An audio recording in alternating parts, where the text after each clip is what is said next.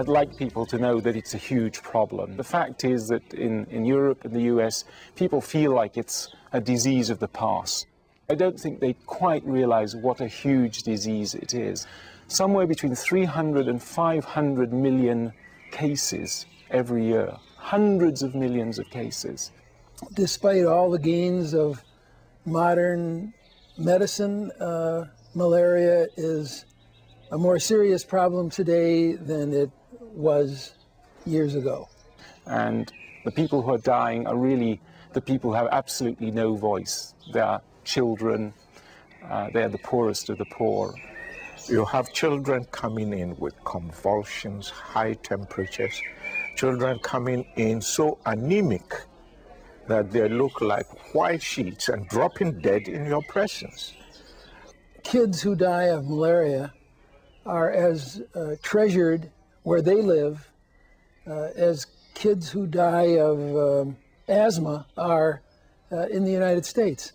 So the first reason to care is because it's human to care. I really think it's very short-sighted of us in the U.S. to think that these infectious diseases don't, in the long run, cost us, even though we're not essentially getting these diseases at this point. I don't think people can just turn around and say it's not happening. It's like TB, it's like HIV/AIDS.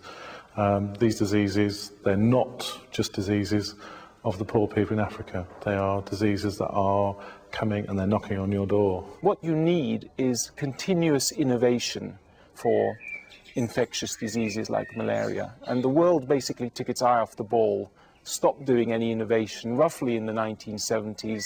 And here we are 30 years later, we have a real problem. And we wake up after 30 years in which out of 1,300 new chemical entities registered, barely 11 were for diseases of the poor.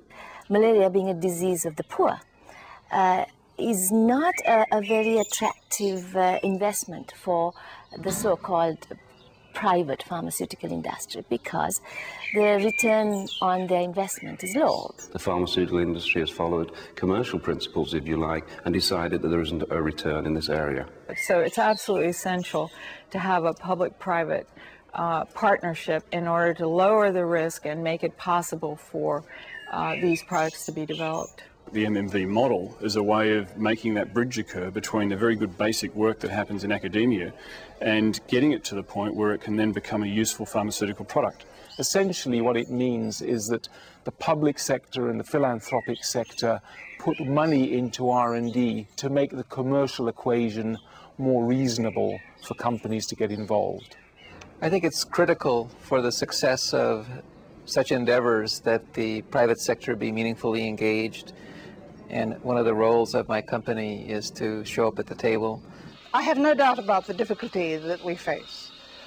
I think the really important thing is that all of us involved in Medicines for Malaria venture, have been amazed and delighted by our success to date.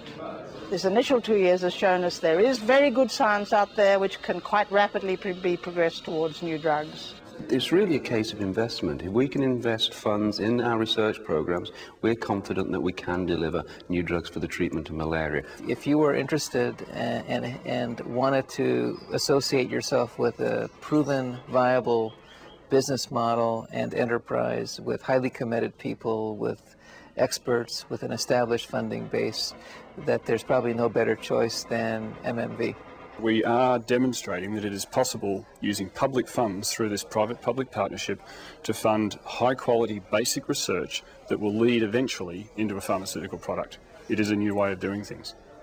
The mindset has to be, we are one world, and we should all care about that fact.